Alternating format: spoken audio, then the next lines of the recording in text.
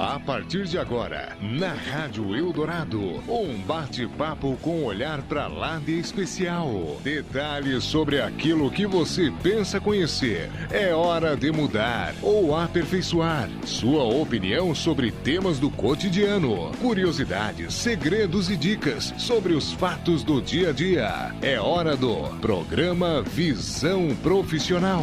A apresentação, Alex D'Agostin.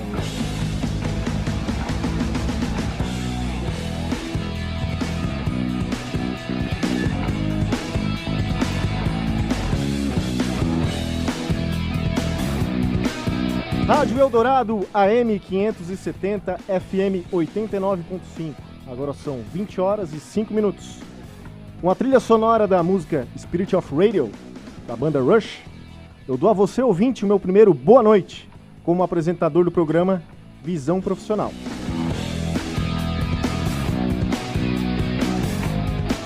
Meu nome é Alex D'Agostin, eu sou advogado, empresário, especialista em gestão empresarial e participante fixo do programa Eldorado Debate. Então, provavelmente, muitos de vocês já me conhecem da programação.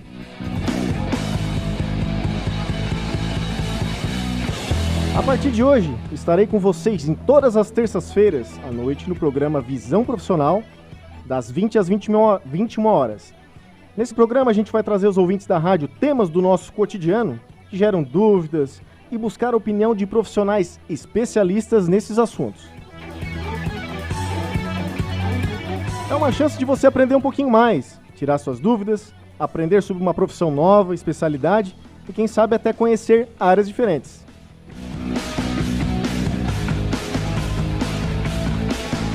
Sabe aquelas dúvidas que surgem do nada e que nem o santo Google resolve? Pois é, aqui nós vamos buscar as respostas com a visão profissional desses especialistas. Quanto mais específico, quanto mais dúvidas, melhor. Você pode participar desde já, interagir, mandar perguntas, sugestões e questões para o WhatsApp da Rádio Eldorado. É o WhatsApp que você já conhece, 991550036. Você pode participar também pelo canal do YouTube, hoje excepcionalmente pelo canal da Rádio Eldorado. Nos outros programas já estará no ar o canal próprio do programa Visão Profissional. É só ir lá na pesquisa e colocar Programa Visão Profissional, você vai poder se inscrever, dar seu like e acompanhar as entrevistas. Com os trabalhos técnicos de Joel Pereira e a direção geral do empresário Henrique Salvaro.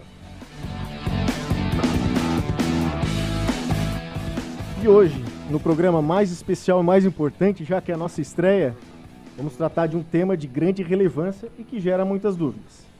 Pensei muito nesse tema, sabe, pessoal? E sempre que a gente conversa com alguém e fala que é advogado, minha especialidade, logo vem uma dúvida desse ramo, que é o direito do trabalho. Então, quais são os seus direitos? Como buscá-los? O que são mitos? O que são verdades? Seu advogado está certo? Seu advogado está errado? Para isso, eu tenho a honra de trazer hoje como primeiro convidado o Dr. Maurício Rocha. Eu vou fazer uma prévia apresentação do Maurício aqui. Já somos colegas de rádio aqui no programa Depois do Expediente. E sempre me chamou a atenção no Maurício a forma didática com que ele lidar com os assuntos. E como a especialidade dele é o direito do trabalhador, pensei, Maurício, primeira figura que me veio na cabeça. Dr. Maurício é advogado, pós-graduado em Direito do Trabalho, sócio do escritório Arlindo Rocha Advogados e atualmente advogado do Sindicato dos Trabalhadores Ceramistas de Criciúma e região. Maurício, boa noite, muito obrigado por aceitar o convite, seja bem-vindo e logo na estreia, né? Boa noite, Alex. Boa noite a todos os ouvintes, Joel na técnica. Alex, é uma satisfação muito grande, obrigado pelo convite. Desejo sucesso a ti. Tenho muito apreço pela tua pessoa e muita admiração. Que esse programa, né? E na verdade não é só um programa, né, Alex? É uma forma de nós advogados, tu também como advogado, a gente contribuir um pouco com a sociedade e trazer conhecimento. Essa tarefa é muito, eu diria assim, é muito gratificante para nós advogados. Os meus parabéns e eu desejo sucesso, viu? Conte comigo sempre que precisar. Maravilha. Eu que tenho a agradecer a sua presença, doutor. E assim, aproveitando esse seu gancho, além dos temas jurídicos, que muitos vão pintar por aqui com certeza, já que é minha área e a gente acaba puxando por afinidade, é para trazer ao ouvinte também a informação que nós vamos buscar aí, é uma coisa multidisciplinar. Hoje nós temos um advogado, semana que vem nós teremos um médico, na outra semana nós teremos um preparador físico, na outra semana nós teremos um músico. Então, quanto mais especialidades nós trouxemos por programa, vai ser legal, vai ser bacana, porque eu aprendo, o ouvinte aprende, às vezes tem aquele adolescente, aquele jovem que não sabe que profissão seguir, quem sabe ele possa ser inspirado, o próprio profissional pode divulgar o seu trabalho. Eu acredito que vai ser uma relação de ganha-ganha com nós todos. Maurício, para a gente adentrar logo no tema proposto para o programa de hoje, eu queria que você falasse um pouquinho da tua trajetória como profissional e como advogado trabalhista. Você pode dar esse panorama para o nosso ouvinte? Claro, vamos lá. A minha trajetória como advogado, Alex, ela é bem interessante, viu? Eu tinha 17 anos de idade, então já são 15, 16 anos atrás. Eu lembro como se fosse hoje. Meu pai na cozinha me chamou para conversar e eu sempre tinha um sonho de ser médico. Olha só. Meu sonho era ser médico, eu queria ser médico, sempre Tem quis. cara de médico também. Sempre quis ser médico. E aí meu pai me chamou na cozinha. Filho, senta aqui, vamos conversar. Tu já tá chegando na idade de fazer o vestibular, tal, o pai sabe que tu quer fazer medicina, mas senta aqui que o pai quer te fazer uma proposta. Tá, sentei, né? Ó, seguinte, primeira proposta, mas eu não quero que tu responda agora. Tu vai responder amanhã no final do dia. Primeira proposta, se tu quiser fazer medicina, não tem problema. O pai vai, se tu passar numa faculdade federal, tu vai. Se tu passar numa faculdade privada, o pai vai pagar a faculdade pra ti, mas assim, tu não vai ter uma vida fácil, tu vai estudar muito, eu não vou te dar um carro. Ou seja, tu vai passar aí uns 6 anos de sacrifício, até tu começar a trabalhar e ganhar teu dinheiro. Mas, se tu quiser fazer direito, tu já vem trabalhar comigo, eu já vou te dar um salário bom e vou te dar um carro quando tu completar 18 anos de idade. Que oferta. Hein? Eu tinha 17. E o pior, ele não me deixou responder na hora. Eu fiquei pensando um dia. É óbvio que eu... Ficou pensando no carro assim, quem sabe? Óbvio, né? óbvio que eu nem pensei, né? Eu já de pronto já decidi fazer a faculdade de Direito, cursei a faculdade de Direito na Unesc. Né? Fui presidente do centro acadêmico, tive a honra de ser presidente do centro acadêmico de Direito na Unesc. Olha só. E cursei muito bem, me dava muito bem, com muita facilidade nas matérias. Não reprovei nenhuma matéria. Para não dizer que eu não reprovei uma matéria, eu reprovei naquela primeira cadeira que a gente tem de monografia. Sim. Porque no primeiro semestre, né, no 8º semestre, nós tínhamos que apresentar o primeiro capítulo da monografia. E nesse semestre eu estava em campanha do centro acadêmico. Então eu não consegui e tal, aí eu conversei com a minha orientadora, à época a professora... Puxa, me esqueci o nome da nossa professora de previdenciário. Geralda? A professora Geralda. Teve na minha banca ela. A professora Geralda, ela disse, então tu apresenta o semestre que vem. Aí eu acabei fazendo o semestre que vem e apresentando a monografia, também foi muito tranquilo. A faculdade toda foi muito tranquila. Sempre gostei, porque daí eu já trabalhava no escritório com meu pai, porque comecei aos 17 anos no escritório. Sim. Né? No dia seguinte que eu saí, que eu me formei na SATIC, que eu terminei de estudar na SATIC em 2005, no dia 25 de novembro de 2005, eu já comecei a trabalhar no escritório do meu pai. Comecei como office boy, naquela época os processos tinha que carimbar o que era citação, o que era cópia, as folhas em branco. Você tinha que ler o Diário Oficial, não? Depois também tive que ler o Diário Oficial. Então eu comecei assim, então eu tinha faculdade e aliado à faculdade eu também estava no escritório. Tive muita facilidade também de passar na prova da OAB. Consegui passar na primeira prova que eu fiz, eu estava na 9ª fase. Na época que eu fiz a prova da OAB, foi possível fazer a prova da OAB mesmo estando na faculdade, não precisava se formar, desde que estivesse no 10º ano, consegui passar de primeira na prova da OAB, mas é uma prova bem difícil. E como eu estava no escritório, me facilitou. E mais ainda, Alex, o fato de eu não ter a pressão de passar na prova, porque eu estava na 9ª fase, ia ter mais umas 3 provas até eu realmente precisar conseguir passar. Já na 10ª fase, eu consegui aliar uma pós-graduação em Florianópolis, fiz de previdenciário, pós-graduação. Então, mesmo estando na faculdade também na 10ª fase, eu já comecei a fazer uma pós-graduação em Florianópolis. Terminei a de previdenciário, depois fiz outra pós de... Logo em seguida engatei também na previdenciária, da previdenciária engatei uma pós-trabalhista. E aí fiz pós e segui nessa carreira, né? Sim. Meu pai tem um escritório de advocacia desde o ano de 99, 2000. Então segui ali com ele, me tornei sócio dele, hoje sou sócio dele. E aí com a saída dele do escritório para ser prefeito de Maracajá, né, eu acabei tomando mais à frente do jurídico do Sindicato dos Trabalhadores Ceramistas, o qual ele já advogava há bastante tempo, né? Também começou como office boy lá. Então, basicamente essa é a minha trajetória estudantil e profissional. Foi algo que foi assim meio que indo, né? Seguindo a maré do meu pai. Das coisas, né? E essa tua relação com o direito do trabalho veio com a vocação do escritório do teu pai, então, Maurício? Ou você chegou a se apaixonar por alguma outra área? Ou foi um amor relacionado ao direito do trabalho já logo no início? Não. Na faculdade, isso é muito comum acontecer, né? Na faculdade, a gente se apaixona pelo direito penal. Isso é muito normal, né? Quem começa na faculdade, até porque o direito penal é uma das primeiras matérias, assim, mais... De fato, né? De fato, que a gente tem contato é o direito penal, e ele é muito gostoso, porque tem muito debate, tu acaba se apaixonando pelo direito penal. Mas a prática do direito penal ela é um pouco difícil, né? O dia a dia do direito penal é um pouco difícil. E o direito do trabalho, ele foi indo em razão do nosso escritório, e eu sempre tive facilidade com o direito do trabalho, eu sempre gostei do direito do trabalho. As pessoas falam que o direito do trabalho sempre foi uma matéria muito fácil de lidar, porque as peças relativamente elas são mais tranquilas de fazer, né? Existe assim uma economia processual, né? Uma simplicidade na peça. O rito é mais rápido também, né? Já foi. O rito trabalhista ele já foi, ele alterou, ele deu uma alterada substancial com a reforma trabalhista. E é uma matéria, uma disciplina, né, doutor, que o advogado ele tem que fazer conta. E não são todos que gostam de fazer, né? Então, coisas engraçadas assim, né? Porque o direito do trabalho, vamos lá, vou falar aqui na visão de um advogado de empregado, né?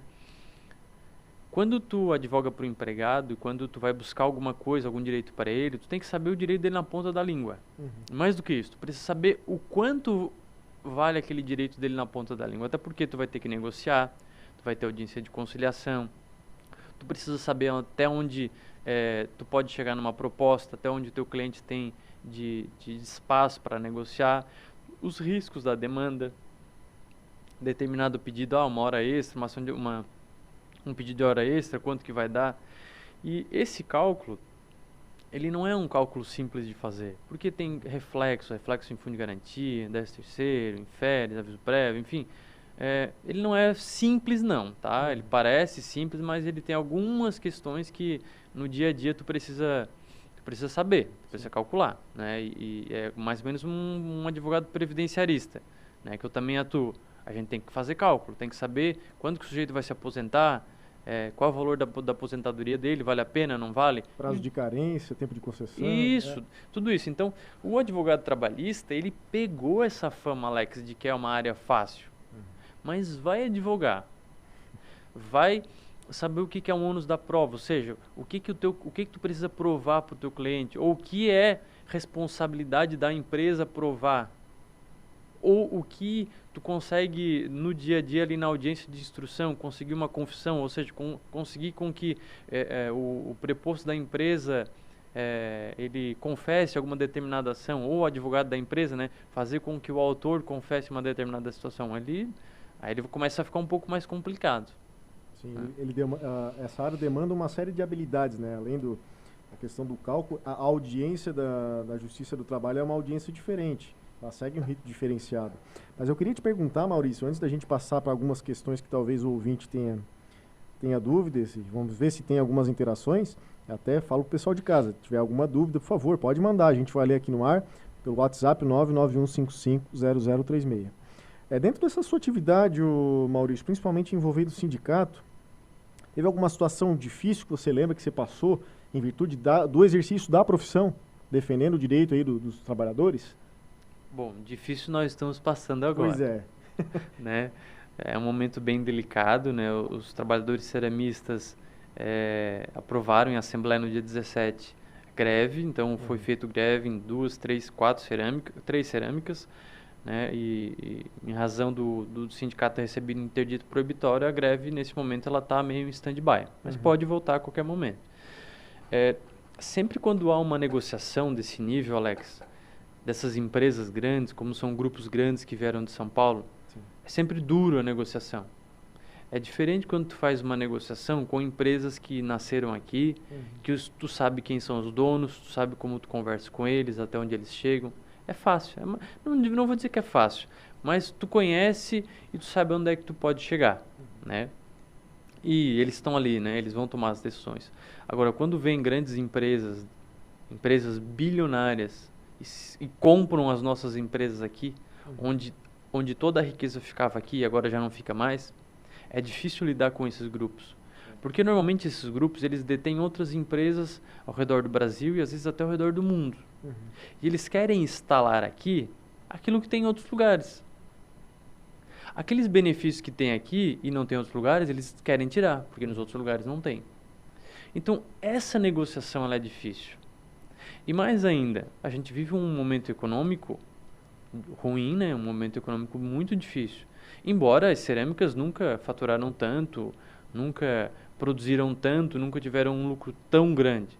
Então, eu vou te dizer que esse é um dos momentos mais difíceis assim da minha atividade como advogado. E também nós estamos atravessando também uma reforma trabalhista que mudou bastante as relações de relações sindicais, as relações do próprio trabalhador quando buscar uma ação, as regras processuais, elas foram bastante alteradas. Então, demandou bastante estudo, bastante aprimoramento e, sem dúvida, esse é um dos momentos mais difíceis assim da minha carreira de 15 anos no meio jurídico e de 10 de advogado. Olha, curioso. É a atividade Bom, qualquer profissional, qualquer especialista, né, doutor? Ele precisa estar sempre buscando atualização. Mas o que me parece, essa área, a nossa área, ela exige uma atualização constante, praticamente em torno das decisões, das mudanças que estão acontecendo. E realmente, ficou para trás alguma atualização aí, a gente já sai em desvantagem. Doutor, já que hoje nós estamos falando aqui para pessoas que entendem do assunto, talvez em casa, e para pessoas que não entendem, que estão em dúvidas, eu elaborei algumas perguntas e busquei algumas perguntas com pessoas também, que a gente não sabe como é que vai ser a interação do público hoje. Perguntas básicas para quem quer conhecer um pouquinho do direito do trabalho. Podemos começá-las aí? Claro, vamos lá. Vamos lá. Forma leve, com a sua didática de sempre. Doutor Maurício, o pessoal ouve falar CLT. O que é uma CLT? O que é o regime CLT?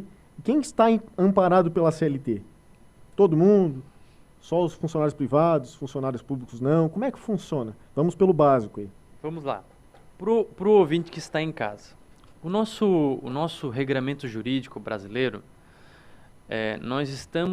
o regramento jurídico brasileiro, imagine uma pirâmide. Certo. Tá?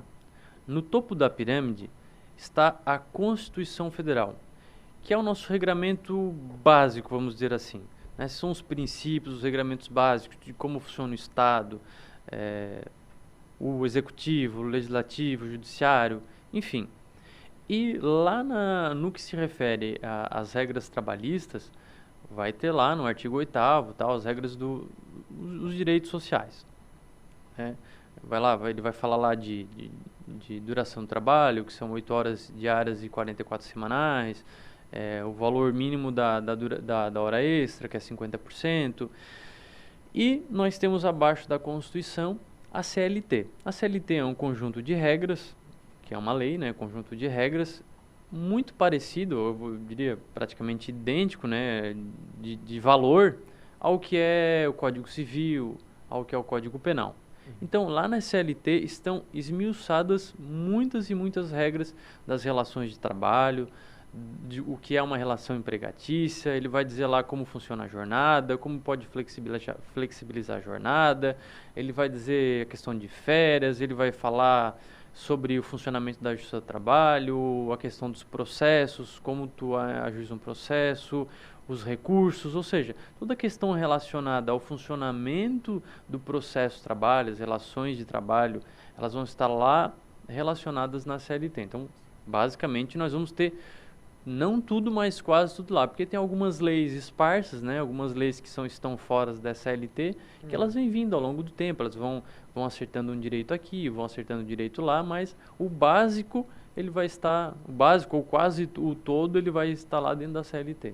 E ela ampara todas as relações de trabalho, inclusive de funcionários públicos? Funcionários públicos é diferente, né? Os funcionários públicos, eles vão estar regidos pelo seu estatuto, né? Então, quem vai estar lá na CLT são os empregados, privados, né? Os entes privados, né? Alguns não são empregados, tal, eles vão ter uma relação apartada, por exemplo, o representante comercial, ele não é seletista, ele tem uma lei própria para o representante comercial. Agora, quem é servidor público, ele vai estar regido por um estatuto, que também é uma lei, né? Sim. O estatuto também é uma lei, né? Se for um servidor público estadual, ele vai ter o estatuto, que é uma lei municipal. Se for um servidor público estadual, pela lei do estado, municipal, pela lei do município, se for um federal, por uma lei federal. E aí, lá também vão ter as regras de como vai ser o trabalho dele, tudo estabelecido por esses estatutos próprios. Perfeito. Então, só para deixar claro ao ouvinte que hoje, como o programa é curto, 1 hora de duração, nós vamos dar prioridade aí para as relações privadas de trabalho. Funcionários públicos a gente pode deixar para uma outra oportunidade. Doutor Maurício, muitas vezes o pessoal tem dúvida de quando que ocorre de fato o vínculo empregatício entre uma pessoa ou uma empresa, uma outra pessoa, né? Às vezes isso vai ser determinado só por uma ação judicial. Mas a relação de trabalho, ela só acontece quando há o registro na carteira profissional ou ele acontece em outro momento?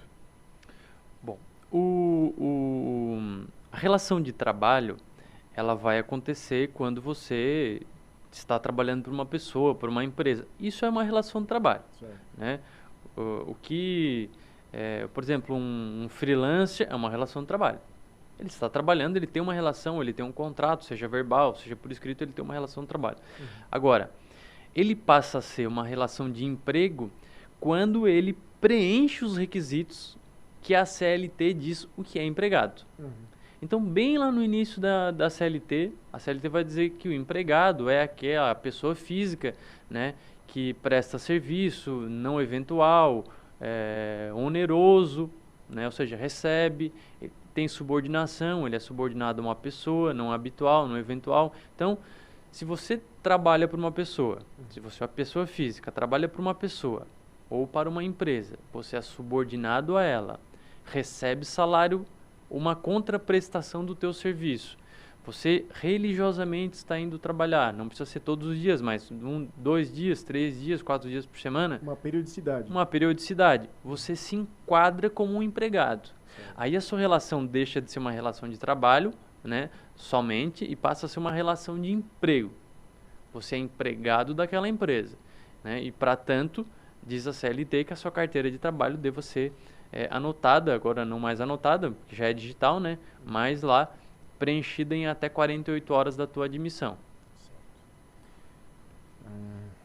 Só um minutinho.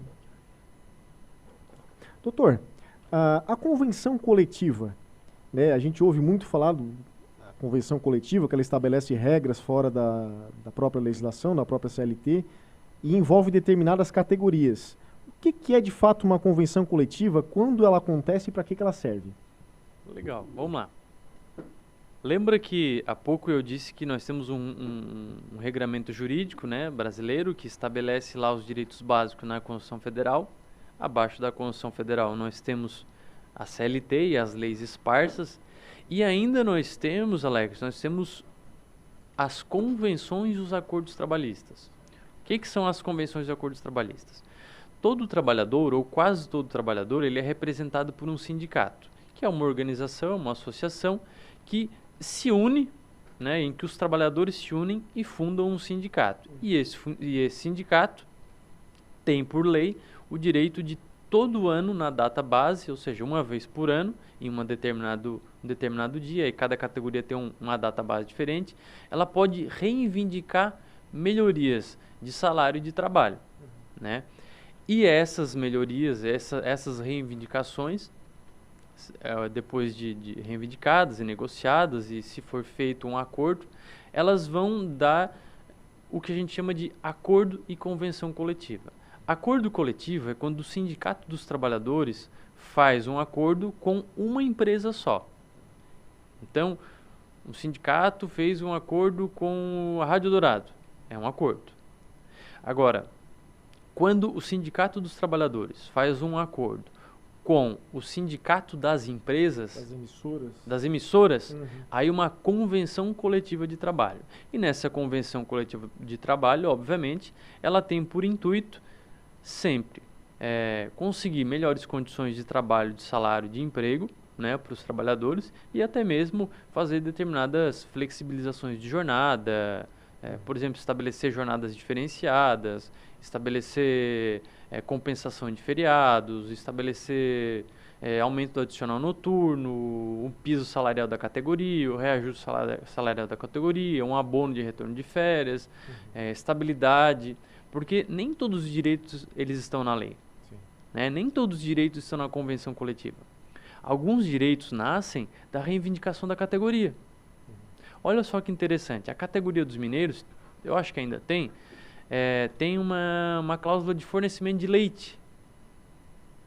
Porque se há muito tempo atrás era dito que o leite fazia bem para a questão do carvão. Para o mineiro. Para o mineiro. Sabe que você falando nisso, eu lembro que meu falecido padrinho, ele recebia essa caixa de leite, negócio, né, e me veio a recordação agora. Exatamente daí, justamente por essas questões. Né? O Sindicato dos Trabalhadores Ceramistas tem, por exemplo, um adicional noturno de 30%, né, para aqueles trabalhadores que trabalham à noite. Porque, por lei, né, o adicional noturno ele é de 20%, então houve um acréscimo aí de reivindicação da categoria para 30%. E nós vamos ter várias categorias que vão ter algum benefício que veio o histórico de reivindicação daquela categoria. Né? Normalmente as leis são assim, né, Alex? Elas nascem do anseio do povo, de uma determinada situação nova que vai surgindo e vem uma lei, né, para dar esse benefício. Então, a convenção coletiva e o acordo coletivo nada mais são do que acordos feitos entre sindicato e empresa, ou sindicato e sindicato, para estabelecer melhorias, mais direitos. E isso foi uma questão da própria reforma trabalhista, que se estabeleceu lá no artigo 611A, se eu não me engano, aqueles direitos que a convenção coletiva e o acordo coletivo não podem mudar, né, que são os direitos constitucionais, mas também estabeleceu que o negociado vale mais sobre o legislado. Deu autonomia para as partes poderem negociar, inclusive, né, abaixo da lei. Para você que está ligando a rádio agora, esse é o programa Visão Profissional, apresentado por Alex D'Agostin. O programa onde trazemos temas com a opinião de profissionais especialistas, onde o ouvinte pode interagir com suas dúvidas e perguntas. Nosso entrevistado de hoje é o Dr. Maurício Rocha e o tema é Direito dos Trabalhadores. Nós vamos agora para um rápido intervalo e na volta nós vamos ouvir algumas perguntas de ouvintes aqui, algumas que eu trouxe prontas também. Quem sabe seja do seu interesse. Aguarde um minutinho e voltamos já. No AM 570, no FM 89,5, no YouTube e no portal AM 570. Você está acompanhando Visão Profissional, com a apresentação de Alex D'Agostin. Olhe bem onde você pisa, pise bem onde você anda. Pisos e azulejos tem que ser Alianda. O Brasil vai para o mundo e a cerâmica encanta. O solo de Criciúma, berço nobre da Alianda. Pisos e azulejos tem que ser Alianda, Alianda. Júnior Joalheiro, agora com a super promoção de verão. O que era em dobro, agora é em triplo. Na compra de seus óculos multifocais Personalité 4D, você ganha outro par na mesma graduação. E mais, um solar para curtir o verão. Mais de 600 peças de relógios a preço de custo em 10 pagamentos no cartão. Toda linha de ouro com 20% de desconto. Promoção de verão é na Júnior Joalheiro. O Verão Giasse tem as melhores ofertas para você curtir a estação. Aproveite! Quarta e quinta tem lava-roupas Omo Sanitize e Higieniza 2,2 quilos. A partir de 2 unidades, pague R$ 15,90 cada. Batata inglesa branca solta o quilo, R$ 2,78. Filé de peito de frango Nati QF 1 quilo. Amigo Giasse paga R$ 9,98. Coração de alcatra bovina pedaço quilo, R$ 39,90. Cerveja Brahma Chopp 269 ml, R$ 1,85. Se beber, não dirija. Grandes amigos merecem grandes vantagens. Baixe o aplicativo Amigo Giasse e comece a aproveitar. Rádio Eldorado, uma rádio que está em sintonia com você, sua companheira a qualquer hora e em qualquer lugar. Agora, a maior rádio está também no YouTube. Inscreva-se no nosso canal, indique a um amigo ou uma amiga, ative o sininho de notificações, dê like no que você gosta e o mais importante, deixe o seu comentário. A maior rádio agora está também no YouTube. Inscreva-se, Rádio Eldorado. Na Rádio Eldorado, está de volta o Visão Profissional, com Alex D'Agostin e seus convidados.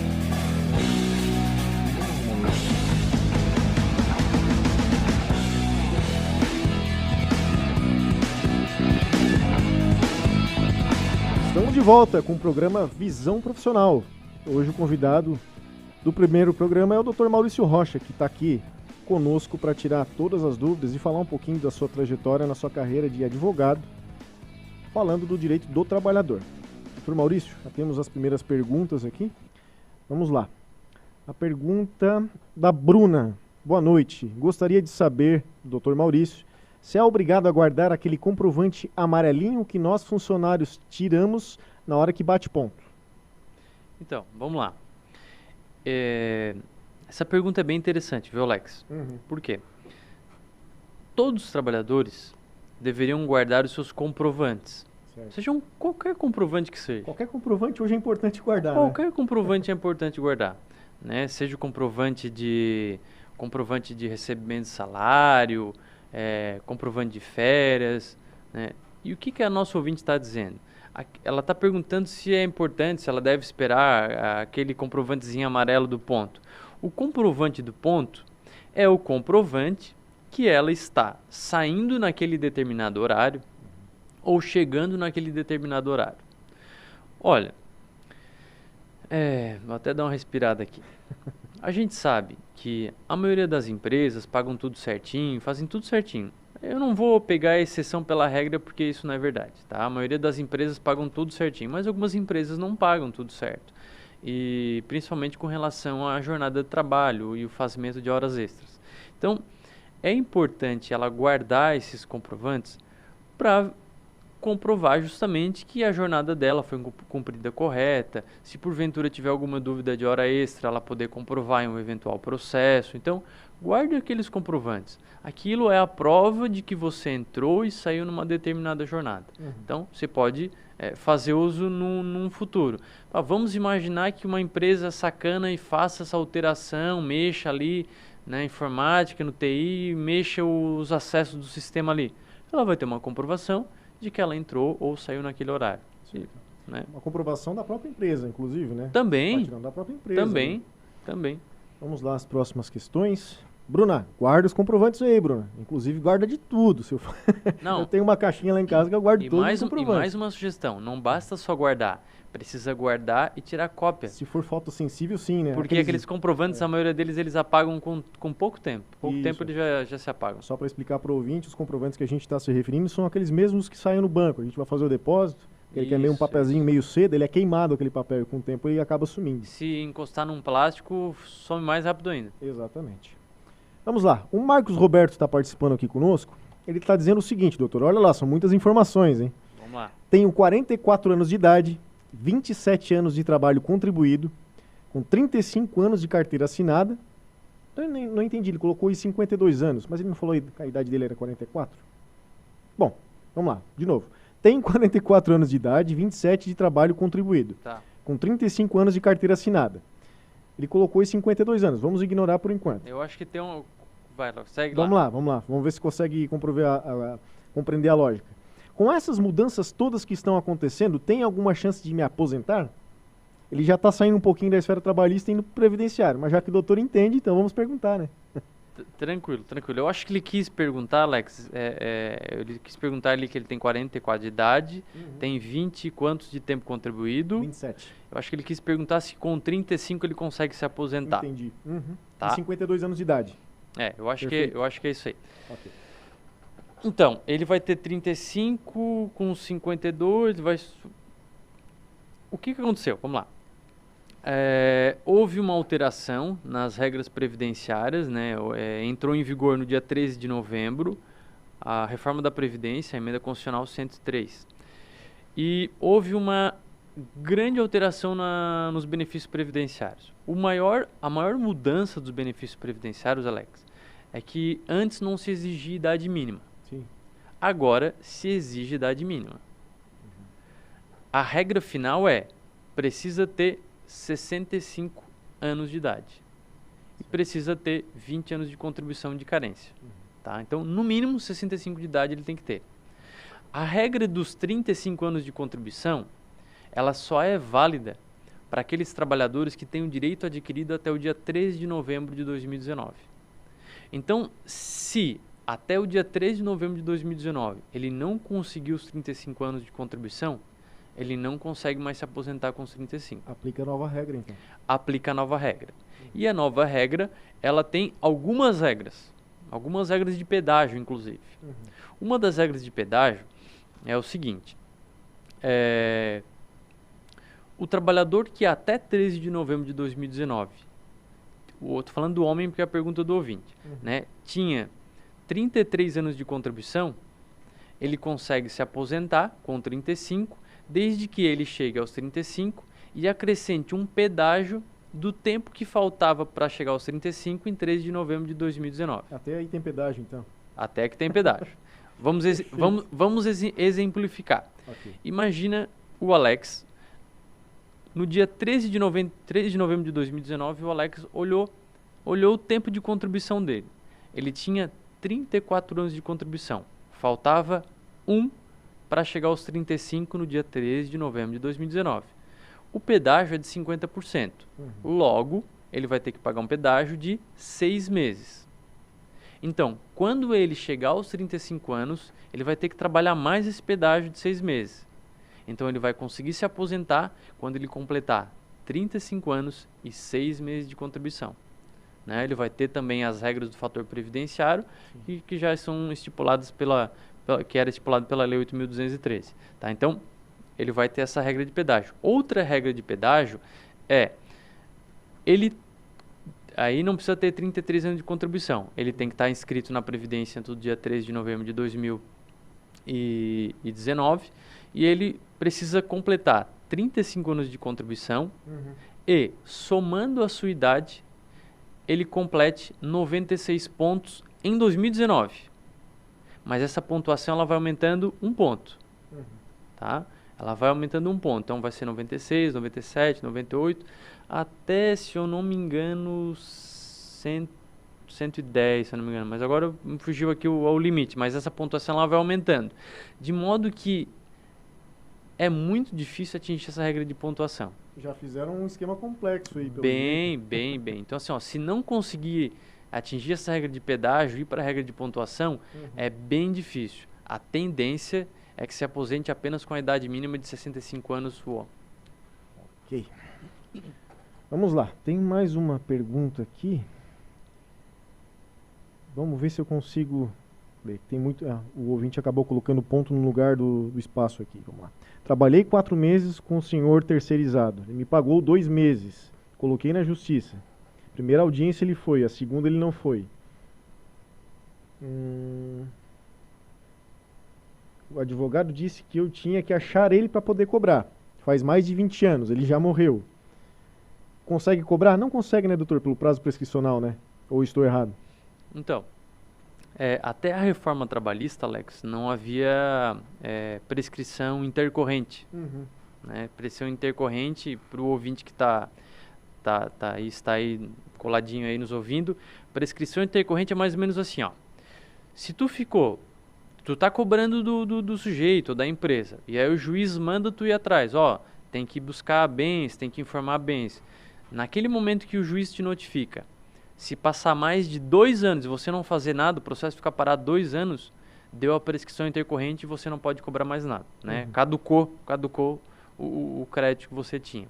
Então, nesse caso, até antes da reforma trabalhista, toda a execução era feita de ofício pelo juiz na Justiça do Trabalho. Então, o juiz mesmo que ia atrás. O juiz mandava fazer o Bacen, fazer o bloqueio nas contas da empresa ou do dono. O juiz determinava penhora de carro, penhora de imóveis, mandava leilão. Tudo era feito pelo juiz. E da reforma trabalhista para frente, tudo a parte tem que pedir. Então, o trabalhador precisa pedir para o juiz fazer a penhora, pedir para o juiz buscar bens, pedir para o juiz notificar o cartório, pedir para o juiz levar leilão, tudo é feito pedido. Tudo tem que ser provocado pela parte, então. Exatamente. É uma grande mudança, né? Muito. E aí, por isso, até demorou um pouco mais que a gente tinha falado no início. Então, quando se tem um processo trabalhista, né, no caso do ouvinte, né, o representante da empresa foi na primeira audiência, não foi na segunda. Né? Se havia alguma prova de fato, ou seja, alguma prova que precisava provar com testemunho, alguma coisa, né, a empresa vai perder nesse ponto. Depois dessa sentença, ela se transforma num valor a cobrar. Um crédito. Né? Num crédito a cobrar. E aí vai para a execução. Na execução, o cara até pode estar sumido. Mas o mais importante dele não é nem ele estar sumido ou ele estar aparecido. É que ele tem alguma coisa a cobrar. Ele pode estar morando na China, mas se ele tiver dinheiro na conta aqui no Brasil, é penhorado a conta dele. Ele pode estar morando nos Estados Unidos, mas se ele tiver 2, 3 apartamentos no nome dele aqui, os apartamentos vão ser penhorados. Agora, se ele mora aqui, se ele é teu vizinho de porta e não tem nada no nome dele, aí você nunca vai cobrar. Não adianta, né? Para você que está ligando o rádio agora, esse é o programa Visão Profissional, apresentado por mim, Alex D'Agostin. O programa onde trazemos temas com opinião de profissionais especialistas, onde o nosso ouvinte pode interagir com suas dúvidas e perguntas. Hoje quem está participando conosco é o Dr. Maurício Rocha, especializado em Direito do Trabalho. Já tiramos várias dúvidas, subimos da trajetória, da carreira do Dr. Maurício, perguntas que eu fiz, perguntas dos ouvintes. Agora, doutor, já estamos nos encaminhando para o bloco final aí. Uma pergunta bem interessante, de um ouvinte que não quis se identificar. Vamos lá. O funcionário fez encaminhamento para aposentadoria, certo? O cenário é esse. Nesse período, a empresa resolveu demiti-lo. Foi lá, pagou todas as verbas indenizatórias para essa pessoa que estava em processo de aposentadoria. Primeira pergunta, ele pode ser demitido nessas condições, em processo de aposentadoria? E a segunda pergunta, caso ele tenha sido demitido irregularmente e a justiça o reconduza à função, as verbas indenizatórias pagas pela empresa devem ser devolvidas? Se for positivo, em qual prazo? Eu posso repetir depois a pergunta 2, eu acredito que é a mais importante aí, né? Bom, vamos lá. Não existe nada, nem na Constituição Federal e nem na CLT, uma garantia de emprego ou uma estabilidade de emprego em situação onde o trabalhador está numa estabilidade pré-aposentadoria ou está em vias de se aposentar. Todas essas garantias de estabilidade pré-aposentadoria que nós temos aqui na região, os ceramistas têm, os mineiros têm, os metalúrgicos têm, eles são advindas de acordos ou convenções coletivas. São garantias que o sindicato conseguiu em negociação coletiva. Então, precisa se observar a categoria desse trabalhador. Qual o sindicato do que esse trabalhador está ligado. E verificar se nesse sindicato existe algum acordo ou alguma convenção coletiva que lhe garanta uma estabilidade pré-aposentadoria. E normalmente, Alex, todas as cláusulas que eu tenho conhecimento, né, elas são estabilidades pré-aposentadoria. Ou seja, é até o momento ou antes do momento em que o trabalhador preencha os requisitos para buscar o direito. Não propriamente dito quando ele começa a receber esse direito. Entendeu? Então, vamos dar um exemplo aqui. Um trabalhador antes da reforma da Previdência, que agora mudou, tá Pra bem... facilitar um pouquinho. para facilitar, né? Antes da reforma da Previdência, né, na Convenção dos Ceramistas, que eu tenho conhecimento, que eu advogo, um trabalhador que tinha mais de 10 anos de empresa numa cerâmica, se ele estivesse há 2 anos para completar os 25 da atividade especial, ele conseguiria ter uma estabilidade de 2 anos antes de completar os 25. Sim. Porque 25 é o prazo da aposentadoria especial, era, né, dos ceramistas. Então, dos 23 anos até os 25, ele não pode ser demitido. Ele tem estabilidade pré-aposentadoria. Agora, completou os 25 anos e foi lá e deu entrada na aposentadoria, ele já pode ser demitido. Porque a estabilidade, nesse caso, é pré-aposentadoria. Não recebimento de aposentadoria, mas preenchimento dos requisitos para dar entrada no benefício junto ao INSS. Né? Então, aí precisa verificar. Segunda pergunta. Isso. Ele foi demitido. Se for devido, se existir uma convenção, um Claro, acordo... ele foi demitido. E foi demitido e busca uma reintegração da empresa. Tá? Essa questão, se ele vai ter que devolver ou não vai devolver, ou compensa, essas questões elas vão ser analisadas na sentença. Normalmente a sentença vai definir, né, ou quitar as verbas até aquele momento, ou mandar devolver, ou compensar em uma futura demissão. Aí vai ser uma determinação judicial que vai estabelecer como vai ser aquele acerto, vai ser feito aquele acerto ali, né? A empresa normalmente ela vai ter o cuidado, né, de pedir no mínimo a compensação das verbas. Por exemplo, imagina que esse trabalhador ele foi demitido e ficou 2, 3, 4, 5 meses ou 1 ano sem trabalhar. Ele vai buscar também o pagamento dos salários atrasados. Claro. De repente a empresa pode pedir compensação, alguma coisa assim. Então vai depender da sentença judicial. Certo. Doutor, tem uma pergunta aqui. Eu tenho o direito de tirar minhas férias quando eu quiser? Às vezes é uma afirmação comum. Eu quero tirar as férias, vou tirar quando eu quiser. É assim que funciona? Não. Não é assim que funciona. Olha só que interessante. Quando da reforma trabalhista, um dos assuntos mais pontuados naquela época era que você poderia fracionar suas férias em 3 períodos. Né? Fraciona suas férias em 3 períodos. E dizia, porque o trabalhador vai poder fracionar suas férias em 3 períodos. De fato, o trabalhador tem o poder, o direito de fracionar suas férias em 3 períodos. Agora, ele não tem o direito de estabelecer quando vai ser o início das férias. O início das férias ou o período de férias, ele vai ser sempre determinado pelo empregador. Tá? Então, o empregador vai te pré-avisar 30 dias antes do início das suas férias. Ó, Alex, no dia 3 de abril vai iniciar suas férias, né? Você vai assinar um recibo de aviso de férias e a partir daquela data, com no mínimo 30 dias de antecedência, você inicia as suas férias. Né? Exceção, né? Tem exceção, por exemplo, do estudante, né, que tem o direito de pegar suas férias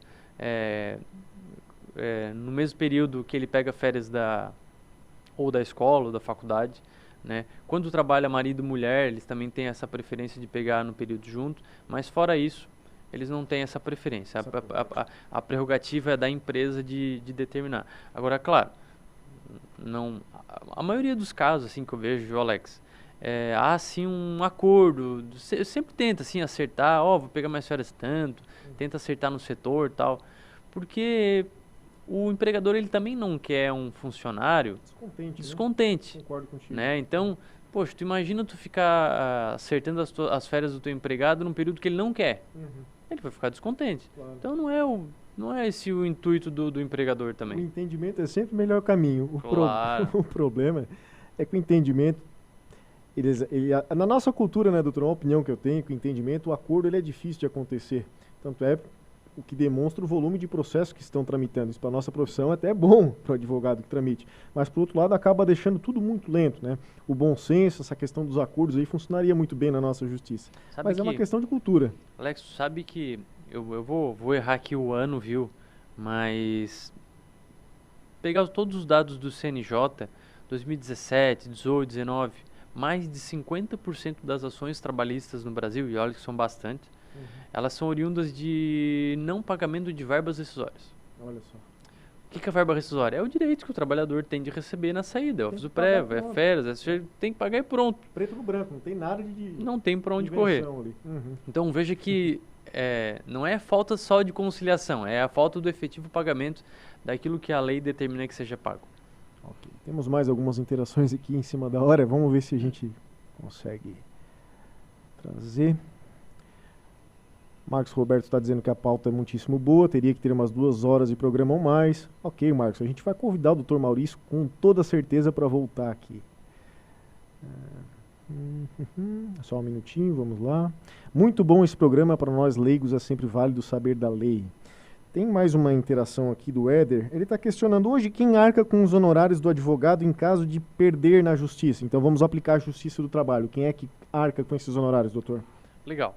Quando o trabalhador ele vai buscar um advogado, ele vai contratar os serviços advocatícios daquele advogado, óbvio, né? Ou daquele escritório de advocacia.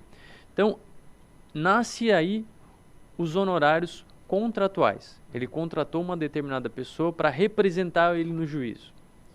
O que o ouvinte está falando, Alex, é que pós-reforma trabalhista, o trabalhador, o autor da ação, ele não corria o risco de pagar honorários sucumbenciais para o advogado da empresa. Sim. E nem a empresa pagava honorários sucumbenciais para o advogado do trabalhador, né? Salvo se ele fosse um advogado do sindicato representado pelo sindicato e com justiça gratuita. Aí ele tinha uns honorários assistenciais, né?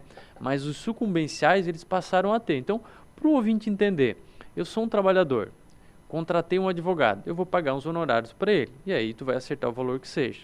Mas isso é uma coisa. Outra coisa é o meu risco da demanda. Daquilo que o trabalhador perder, ele pode pagar de 5% a 15% de honorários sucumbenciais para o advogado da empresa. Então, essa figura é nova. É um risco que não existia antes. É um risco que não existia. Você podia pedir 100 mil reais, não levar e não ter que pagar nada para o outro advogado. Exatamente. É uma suposição bem exagerada, mas para entender. Houve também a alteração do pagamento de custos processuais e da justiça gratuita, né? Antigamente, bastava você fazer uma declaração que não tinha condições de arcar com as custas processuais que o juiz te dava a justiça gratuita, salvo um caso assim muito excepcional, alguém que recebeu um salário muito alto e tal, não era ganho. Mas na maioria dos casos era ganho. E aí tu não tinha custas processuais, que é 2% do valor da causa, e nem existia a figura dos honorários sucumbenciais. Agora a justiça gratuita está sendo bem rigorosa, e para ter direito à justiça gratuita, o trabalhador tem que receber menos de 40% do teto do INSS, que está em 6 mil e alguma coisa. Tá? Então, né, muita gente ultrapassa esse limite da justiça gratuita. E aí, se não tiver justiça gratuita, pode ter pagamento de custos processuais e honorários advocatícios. Honorários sucumbenciais se perder. E se perder não é toda ação, é se perder o pedido. Parcial também vale. Parcial também vale. Então vamos dar um exemplo aqui. O trabalhador entra com uma ação cobrando 10 mil reais de horas extras e 10 mil reais de adicional de periculosidade. Se ele ganhar as horas extras, ele ganhou 10 mil. Mas se ele perder o adicional de periculosidade, ele vai perder 10 mil. Daquele 10 mil que ele perder, ele vai ter que pagar 5, 10 ou 15% em cima do 10 mil que ele perdeu. Sim. E de onde é que vai ser esse dinheiro? Do bolo. Do bolo que ele ganharia. Certo. Então ele vai do 10 mil, vou botar os honorários comerciais de 10%, vai.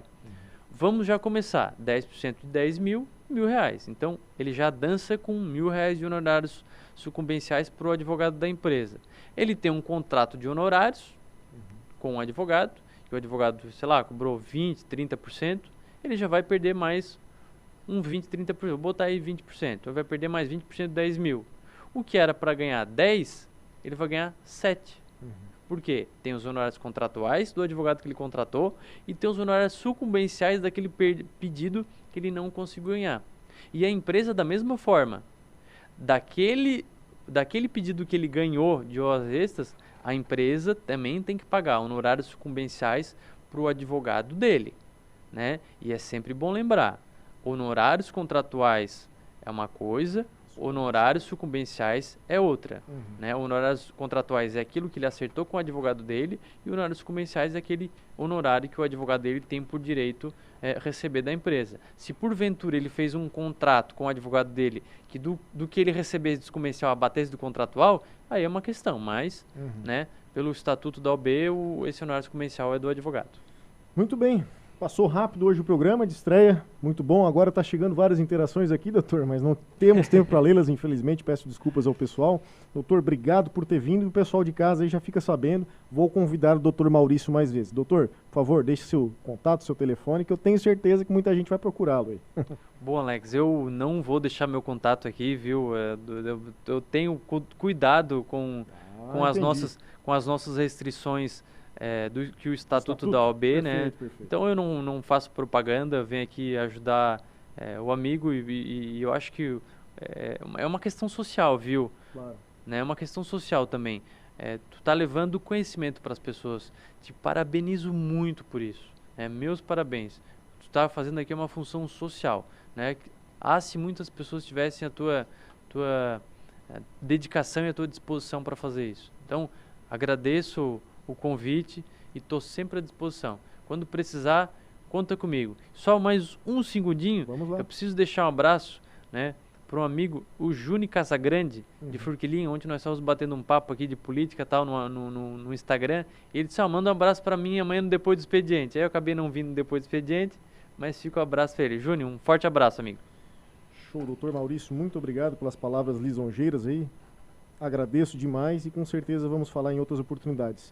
Da mesma forma também eu quero agradecer aqui o João Paulo Messer, a Kátia Macarini, a Stephanie, o Adriano Gallery, o Antônio Colossi, o nosso Joel, que está aqui conosco, e todo o staff da Rádio Dourado, por dar andamento a esse projeto desse programa. Eu já gostei muito de fazer o primeiro, tenho certeza que vou gostar de fazer todos os demais.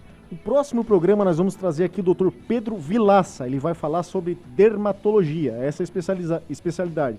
Calvície, lesões de pele, procedimentos estéticos, enfim, vai ser muito bacana. Então, na próxima terça-feira, às 8 horas, o nosso Visão Profissional está de volta. Até lá, muito obrigado. Fim de papo. Por hoje é o que há, mas terça-feira da semana que vem, 8 da noite, tem mais. Visão Profissional, o seu jeito de saber mais.